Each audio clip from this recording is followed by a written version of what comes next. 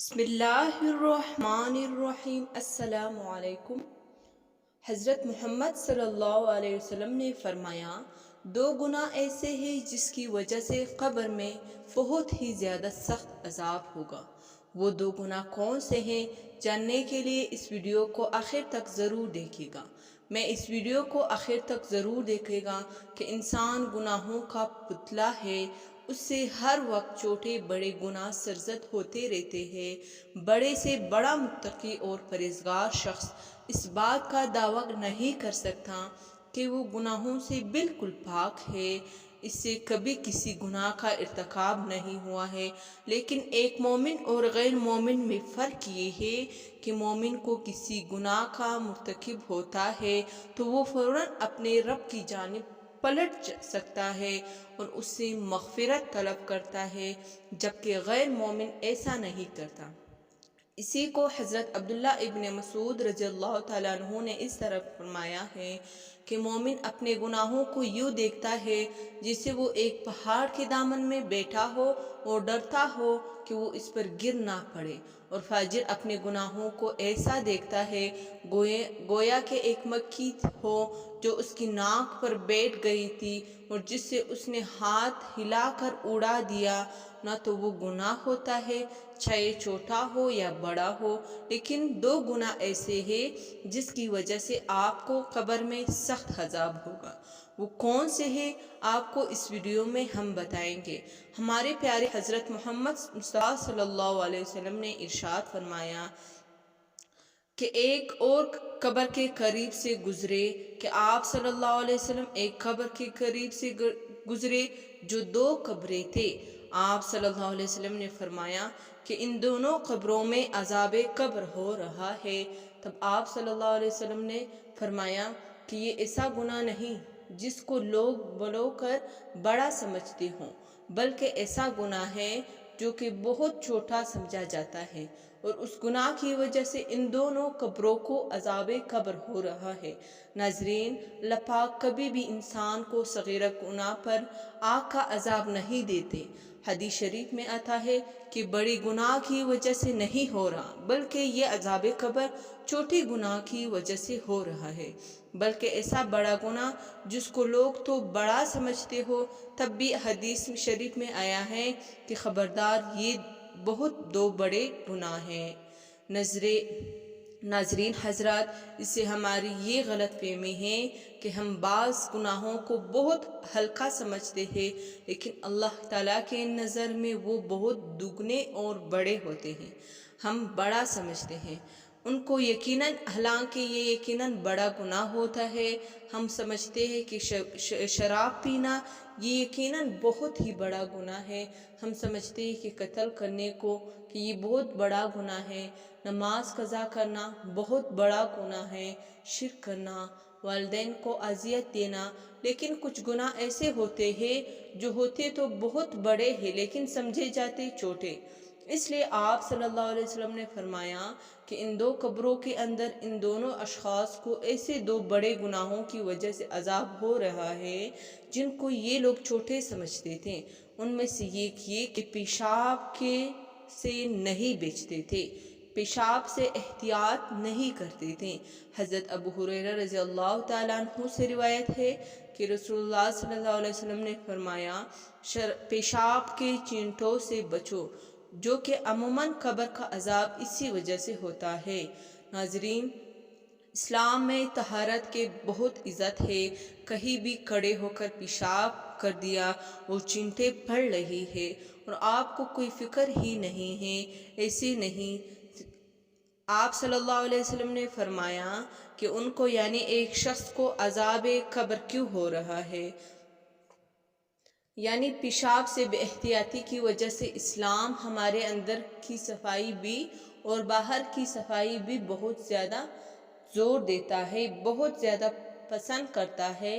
लेकिन एक बात खूब याद रखें कि आप तहारत के मामले में कहीं वो ना हो जाए और कहीं शक पर ना पड़ जाए कि वॉशरूम के अंदर इतना थोड़ा सा ख्याल करे कि आपको चींटे ना पड़े।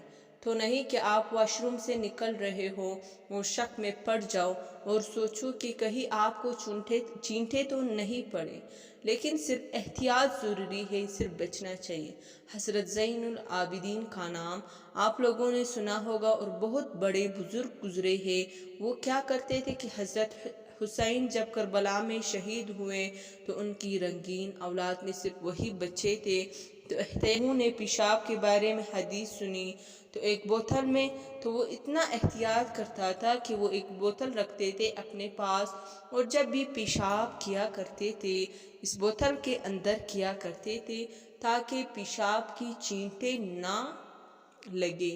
پھر لوگوں نے ان کو منع فرمایا اور پھر انہوں نے خود ہی عمدہ چھوڑ دیا، یہ کام چھوڑ دیا۔ بس لازمی یہ ہے کہ اتنی سی احتیاط کافی ہے کہ ہوا واش روم میں بس ایسا نہ ہو کہ آپ کو وہم میں پڑ جائے اور شک ہو جائے۔ احتیاط کرے کہ صرف کھڑے ہو کر پیشاب کرنا، یہ بالکل غلط ہے۔ جو لوگ ایسے کرتے ہیں لوگوں کو روکا گیا ہے اس عمل سے کہ بہت باریک باریک چینٹے اگر آپ پر پڑ جائے تو علماء کہتے ہیں کہ وہ آپ کو معاف ہے، کیونکہ ان سے بچنا ممکن نہیں ہے۔ جو باریک چینٹے ہوتے ہیں وہ معاف ہوں گے، لیکن بچنا بہت ضروری ہے۔ اور دوسری قبر میں جو شخص دفن تھا جس کو عذاب ہو رہا تھا، ایک قبر میں عذاب تو پیشاب کی چینٹوں سے نہ بچنے کی وجہ سے تھا، اب دوسری قبر کے بارے میں آپ صلی اللہ علیہ وسلم نے فرمایا کہ یہ شخص جو کلی کلم کرتا تھا کہ ادھر کی بات کو ادھر کہہ دیتا تھا اور ادھر کی بات کو ادھر کہہ دیتا تھا، یعنی چغل خوری کرتا تھا، اسے عذاب قبر ہو رہا ہے۔ اس سے پتہ چلتا ہے کہ جب لوگ چغلیاں کرتے ہیں تو یہ صغیرہ گناہ کے مرتکب نہیں۔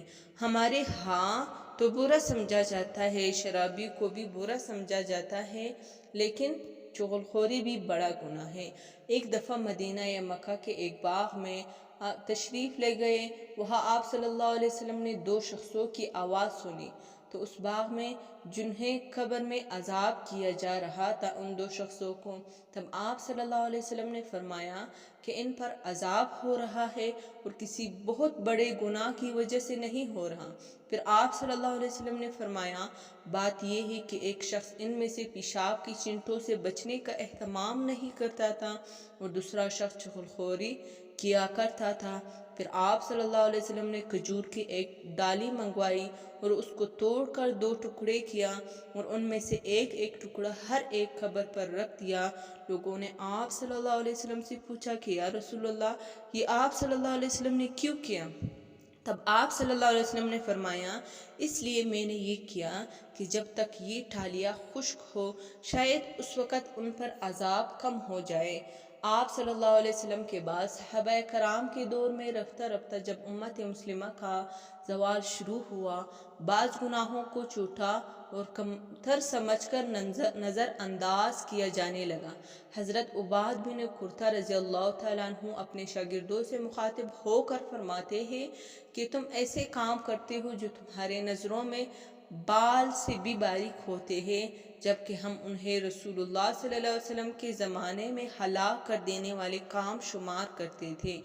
آج ہماری یہ حالت ہے کہ ہم برابر چھوٹی بڑی گناہ کرتے رہتے ہیں لیکن اس کو گناہ نہیں سمجھتے، یہ بہت ہی معمولی گناہ سمجھ کر نظر انداز کر دیتے ہیں، جیسے کہ آفس کی چیزوں کو خواہ وہ کتنی ہی معمولی کیوں نہ ہوں زیادتی سمجھ کر استعمال کرنا خیانت اور گناہ ہے کہ ہم برابر چھوٹے بڑے گناہ کرتے ہیں لیکن اس کو گناہ سمجھتے ہی نہیں ہیں کہ یہ بہت ہی معمولی گناہ سمجھ کر انداز کر دیتے ہیں، جیسے آفس کی چیزوں کے وہ کتنی ہی معمولی کیوں نہ ہوں ہم اس کو استعمال کرتے ہیں کہ خیر ہے یہ تو حکومت کی چیزیں ہیں، لیکن یہ خیانت اور گناہ ہوتا ہے۔